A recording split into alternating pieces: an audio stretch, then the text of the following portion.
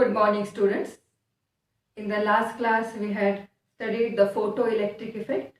We had also studied an experiment to demonstrate the phenomenon of photoelectric effect.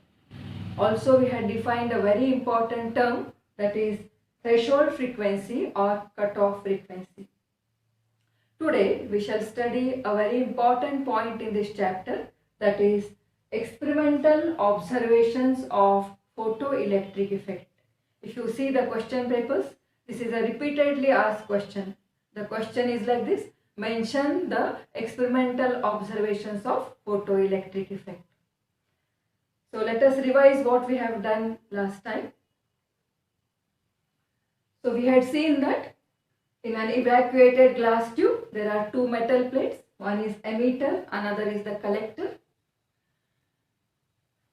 Radiation falls on the emitter plate. Photoelectrons are emitted. They are collected by the collector plate, and this flow of electrons is nothing but the photoelectric current. It is measured by the microammeter.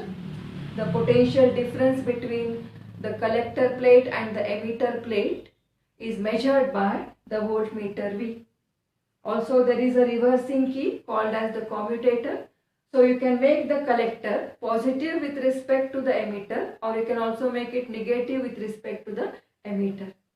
So polarities of the emitter and collector can be changed and reversed using this commutator.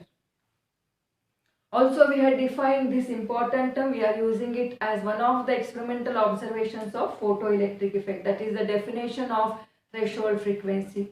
Let us revise it once again. What is threshold frequency? We had seen that this radiation has got a certain minimum frequency called as the threshold frequency or cutoff frequency. So below this minimum frequency, photoelectric effect is not possible. There is no photoelectric emission. Only if the frequency is more than the threshold frequency, then only photoelectric effect is possible. So this was the definition we had learned last time. So let us recall it once again. For a given material, photosensitive material, there is a certain minimum frequency of the incident radiation below which there is no emission of photoelectrons, and this minimum frequency is called as threshold frequency, or it is called as cutoff frequency. It is denoted by the letter µ0. So one point is clear, very clear, that if the frequency is greater than µ0, then only there will be photoelectric emission. So this is one of the observations of the photoelectric effect. Now coming to the other observations of the photoelectric effect. The other observation is this phenomenon is instantaneous. What is the meaning of the word instantaneous? It is like this: as soon as the radiation falls on the emitter, photoelectrons are emitted.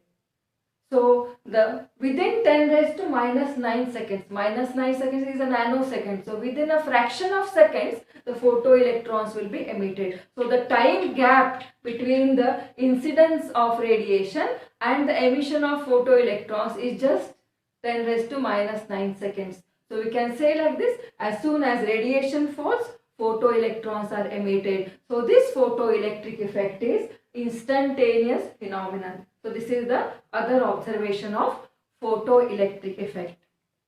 Now coming to the third one, that is, we shall find out a relation between photoelectric current and intensity. So before going to that, let us try to understand what is intensity of radiation.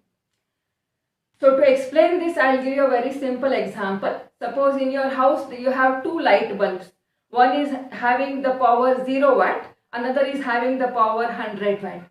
So my question is, from which bulb more intense radiation will be emitted? So the answer is very simple. From the 100 watt bulb, intense radiation will be emitted. The meaning is, more is the power, then more intense will be the radiation. So what is this intensity of radiation? So many a times we have learned the definition. It is the energy transferred per second per unit area. So this energy transferred by the radiation per second per unit area is nothing but the intensity of radiation. So here the radiation will give energy to the valence electron, therefore the valence electrons are emitted. So this is the meaning of the term intensity of radiation. Also, let us recall the definition of current. In the third chapter we had defined current. Current is nothing but rate of flow of charge. The meaning is I is equals to Q upon T. If Q is the charge flowing in the time T, then ratio Q by T is nothing but your current. Now here, let us say n electrons are flowing. Number of electrons is n. And the charge of each electron is E. So what will be the total charge? One electron has got a charge E. Therefore, n electrons will have a charge Ne. So what will be the total charge Q? Q will be equal to n into E. So what will be the current now? Current I will be equal to Ne upon T. The meaning of this is very clear. More number of electrons are there, more will be the current. Suppose one electron is emitted in 1 second, current will be 1e. 2 electrons are emitted in 1 second, current will be 2e. Suppose 10 electrons are emitted, current will be 10e. So as the number of electrons increases, the current also increases. Now we shall go to the third observation. We shall find out a relation between current and intensity. So the relation is quite obvious. So it is like this. If the intensity of radiation increases, then it will give more energy to the valence electrons. So more electrons will be liberated. If more electrons are liberated, what will happen to the current? Current is also going to increase. The meaning is, as the intensity increases, the current also increases. So you have a direct relation between current and intensity. We can write like this. Current is directly proportional to intensity. Intensity increases, then the current also increases. So we have written the third observation like this. For a given photosensitive material and frequency of radiation, current is directly proportional to intensity. The same thing we can show in the form of a graph. Let us take current on the y-axis and intensity on the x-axis. So as the intensity increases, the current also increases. So you have a graph is a straight line like this. So this is a relation between current and intensity. So this is my third observation. Current directly proportional to intensity. So just now we have seen the effect of intensity on current. Now we shall study the effect of potential on the current. That is, we shall make the collector plate first positive with respect to the emitter and study its effect on the current. Then with the reversing key, we shall make the collector negative with respect to the emitter and again study the effect on current. So it is very simple. Now let us plot the potential on the x-axis. Say positive potential is this side, this is the negative potential. And on the y-axis we shall take the current. So let us first study the variation of positive potential on the current. Now what happens if the collector is positive with respect to the emitter? So electrons are negatively charged particles. If the collector is positive, these negative electrons will be attracted towards the collector plate. So what happens as you make the collector more and more positive? The meaning is, as the positive potential on the collector plate increases, what will happen? More and more electrons will be attracted towards it and they will reach the collector. Therefore, what happens to the current? If the number of electrons increases, current also increases. Therefore, the current increases. The photoelectric current increases. So, as the positive potential on the collector plate increases, then the current also increases. Now, so it is shown here. Here the positive potential is increasing, the current also increases. And at one particular positive potential V dash, what will happen? all the electrons that are emitted by the emitter are collected by the collector. Therefore, the current reaches the maximum value. So, at V dash, the current has reached the maximum value. The meaning is all the electrons are collected by the collector. Thereafter, if you increase the positive potential, what will happen? The current is not going to increase because already all the electrons are collected by the collector. So, if you increase the positive potential further, there will be no change in the current, and therefore it is called as a saturation current. Saturation means it remains constant. So, what are the variations with the positive potential? As the positive potential increases, first the current increases, reaches a maximum value at a certain potential V dash when all the electrons emitted by the emitter are collected by the collector, and thereafter if the positive potential increases, there will be no change in the current, and it is called as the saturation current. So this constant value of current, this is a constant current, it is called as the saturation current. So this is the effect of positive potential on the current. Now we shall go in the reverse way. With the commutator key, we shall make the collector negative with respect to the emitter. So what is going to happen? Now if you make the collector negative with respect to the emitter, what will be the effect on these electrons?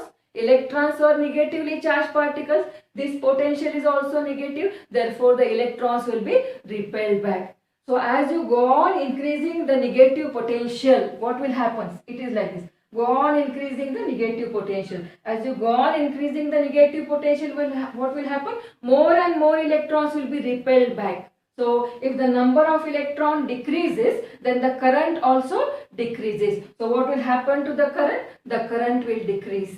The meaning is as the negative potential increases, the current decreases. It is shown here. The negative potential is increasing in this direction. The current decreases rapidly like this. And at one particular negative potential V0, what happens?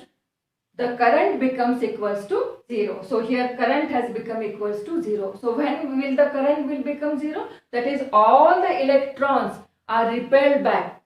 So no electrons are reaching the collector. So when all the electrons are repelled back, current will become equal to 0. And this happens at a particular negative potential V0. And this V0 is very important term. It is called as the stopping potential. Another name for it is also called as the cutoff potential. It is denoted by the letter V0. So why the word stopping? Because what does it stop? It stops the flow of electrons, or it makes the current equals to 0. So that minimum negative potential at which the current becomes 0, that potential is called as the stopping potential. So let us put it in proper words. What is the definition of stopping potential? The definition is like this. For a given frequency of radiation, there is a certain minimum negative potential of the collector plate at which the photoelectric current becomes equal to 0, and this minimum negative potential of the collector plate is called as the stopping potential, or it is also called as the cutoff potential. So this is a very important term in photoelectric effect.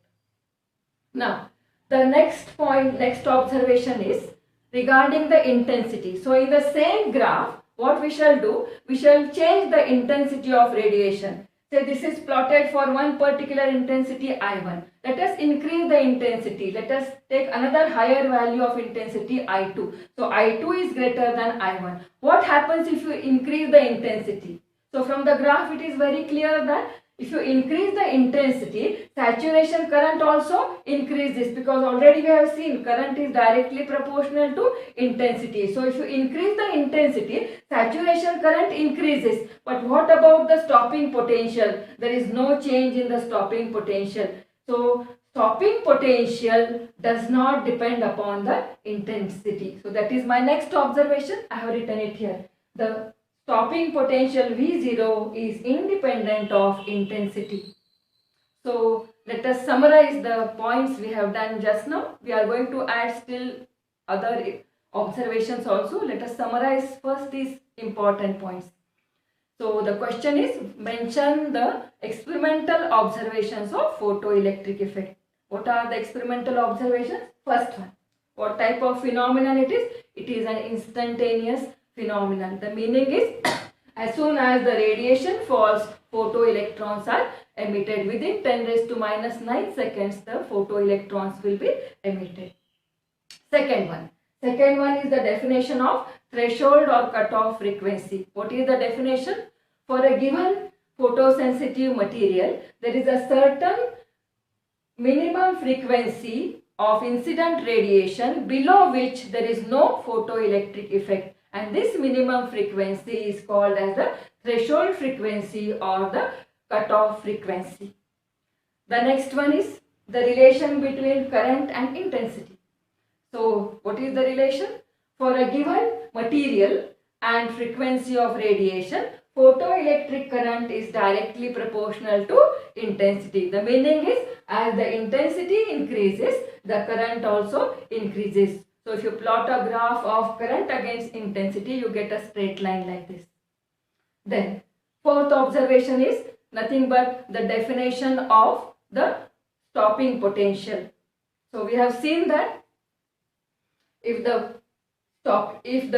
anode is made positive and if the positive potential is increasing, then the current also increases, reaches a maximum, and then it becomes constant, and this constant current is called as saturation current. On the other hand, if you make the collector negative with respect to the emitter, and if you increase the negative potential, what will happen? The electrons will be repelled back. So as the negative potential increases, the current decreases, and at a particular negative voltage V0, the current becomes equals to 0. So this happens when all the electrons are repelled back, and this particular minimum negative potential is called as the threshold potential. So the fourth observation is nothing but the definition of threshold potential. How do you define it?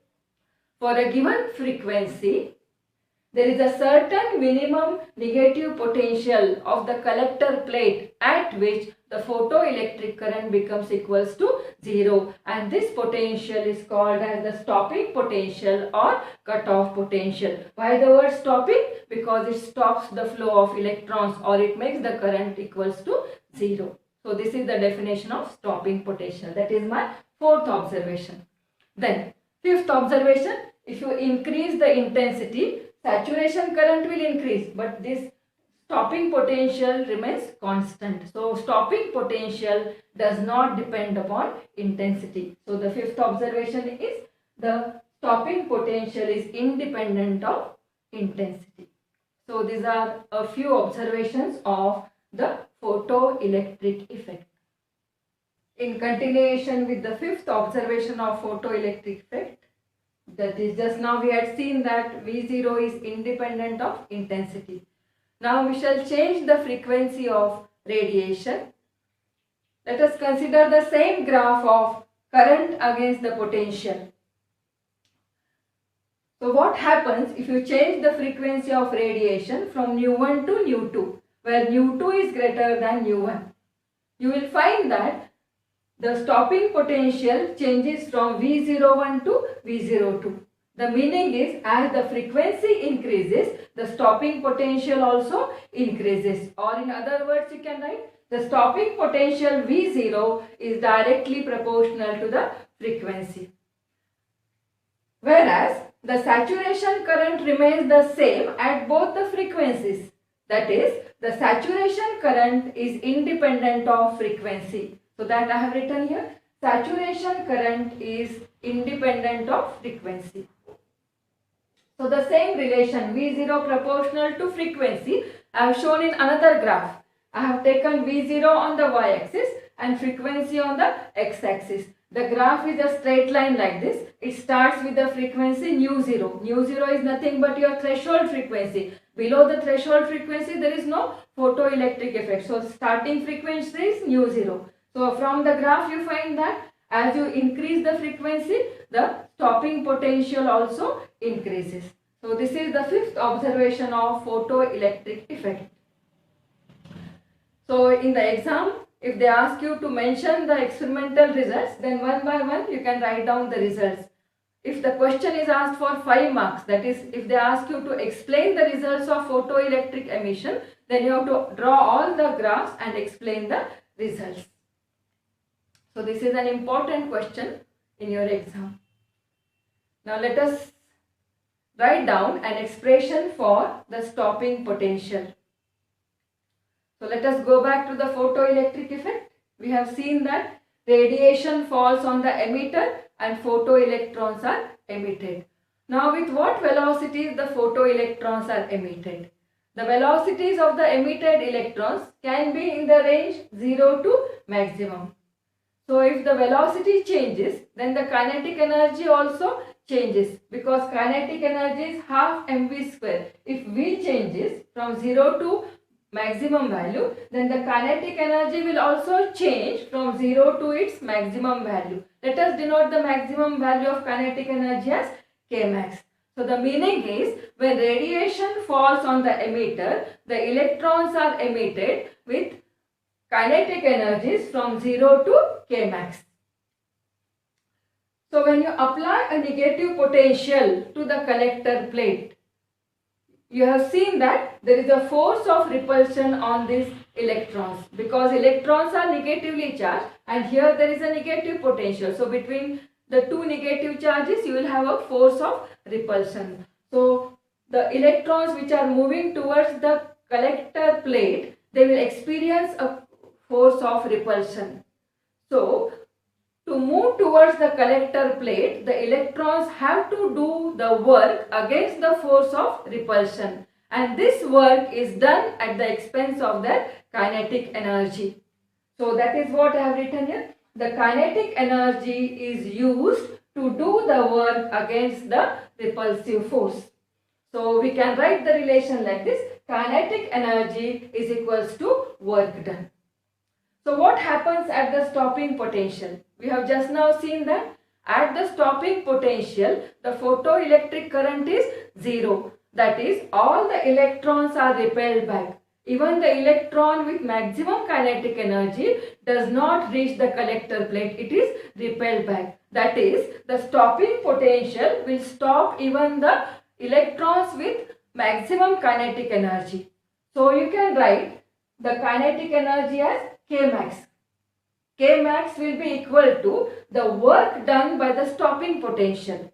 So what is the work done by the stopping potential?